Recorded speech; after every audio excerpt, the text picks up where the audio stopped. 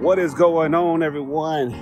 As you can see, we are on day 108 with Jesus, day 108 to freedom, and it is late. We're at, actually, it ain't even late. It's just 5 o'clock. It gets dark. That time change. So we're doing a little walk. I actually missed posting.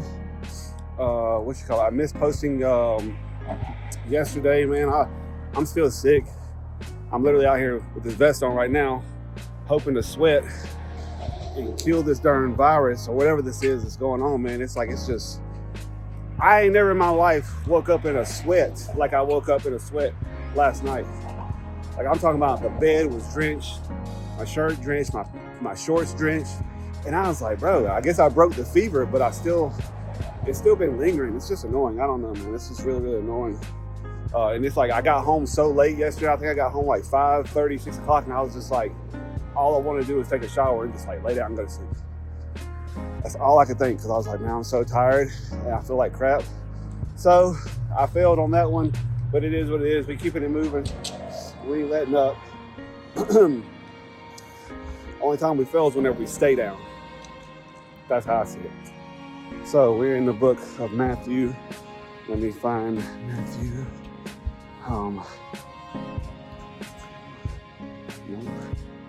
It was Matthew 23. Yeah, I think it's 23. It says, Jesus criticizes the religious leaders. Then Jesus said to the crowds and his disciples, the teacher of religious law and the Pharisees are official interpreters of the law of Moses. So practice and obey whatever they tell you, but don't follow their example, for they don't practice what they don't practice what they teach. They crush people with unbearable religious demands and never lift a finger to ease the burden. Everything they do is for show. I'm not sure if y'all hear that, but I think I can make that go away, but I'm not positive. So just in case y'all can hear it, lift a finger to ease the burden. Everything they do is for show. On their arms, they wear extra wide prayer boxes with scripture verses inside, and they wear robes with extra long tassels. And they love to sit at the head table at banquets and in the seats of honor in the synagogues. They love to receive respectful greetings as they walk in the marketplaces and to be called rabbi.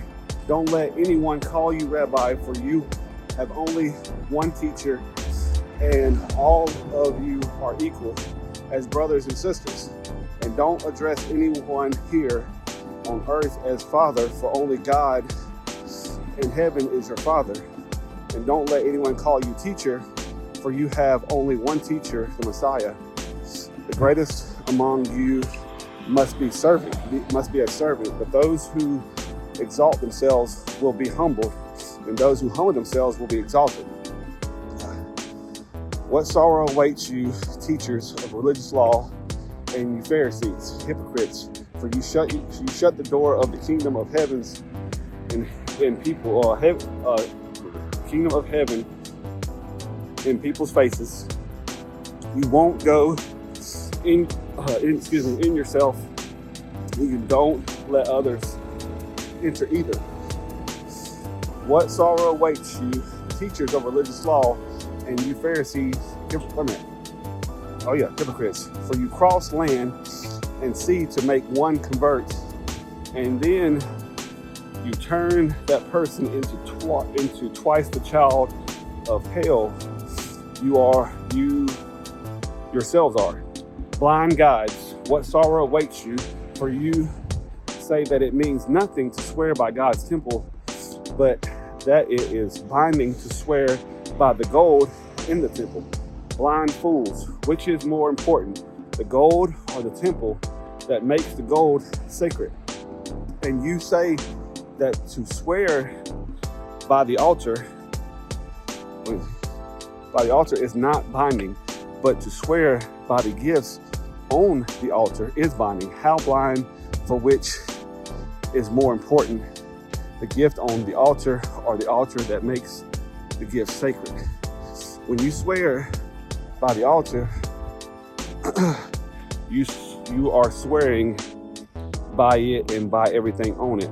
And when you swear by the temple, you are swearing by it and by God who lives in it. And when you swear by heaven, you are swearing by the throne of God and by God who sits on the throne. What sorrow awaits you, teachers of religious law, and you Pharisees, hypocrites.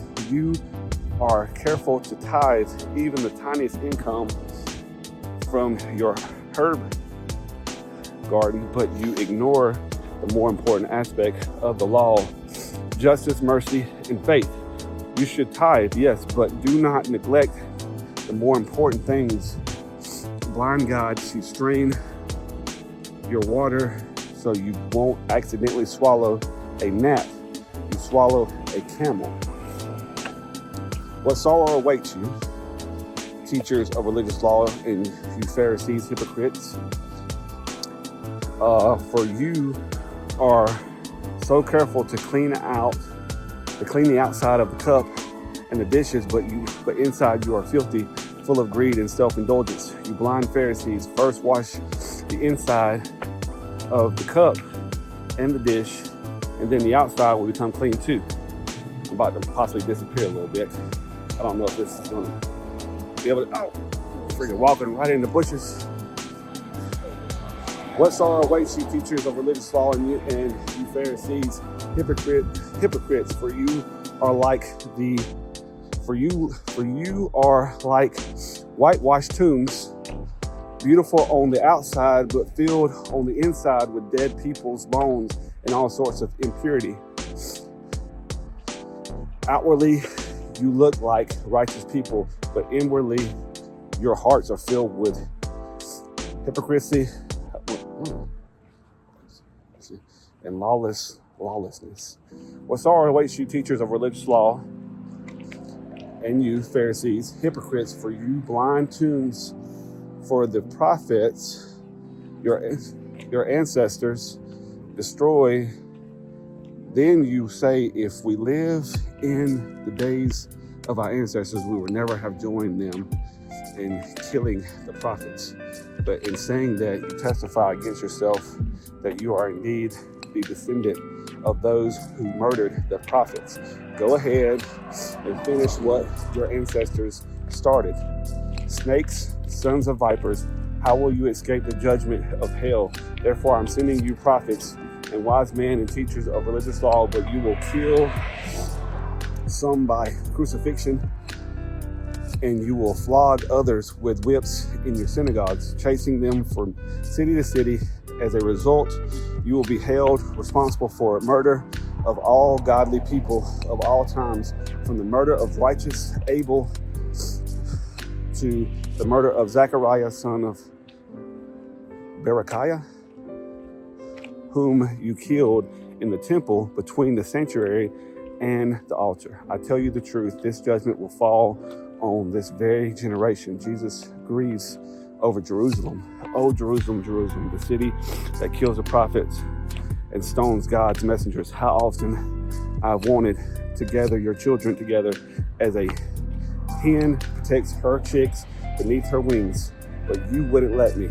And now look, your house is abandoned and desolate.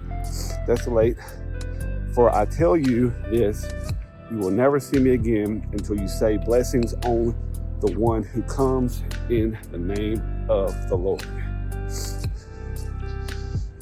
Bars. Man, I hate that I didn't make a video yesterday, but I also hate how I'm feeling, because it's just like I got so much brain fog I feel like right now, because my mind is just not here from popping freaking Dayquil and NyQuil. I'm just like floating, man, because like I have no idea what in the world is going around in Vegas, but it got me, and I never get got. That's the crazy thing. I never get sick. Everybody usually in the house is sick before I am, and then it never hits me. So I have no idea what it is. But I did start a new gig, and the new gig does deal with dirty soils and different things like that. So it's a possibility that probably could have came from that. I don't know. I've kind of feel like it probably did, but I'm not sure. I mean, my immune system got to get built a little bit stronger then. But yeah, we're gonna keep this thing moving, keep it going. Apologize I didn't get that video out for anyone that actually does care, which I care, so I'm apologizing to myself. But we're gonna keep it moving, keep it going, and keep it pushing, and building this foundation on God, and depending on Him, and just, you know, keep these things moving and fulfill this purpose, right? And you already know what it is. It's peace, love, it's happiness. Let's go, big faith.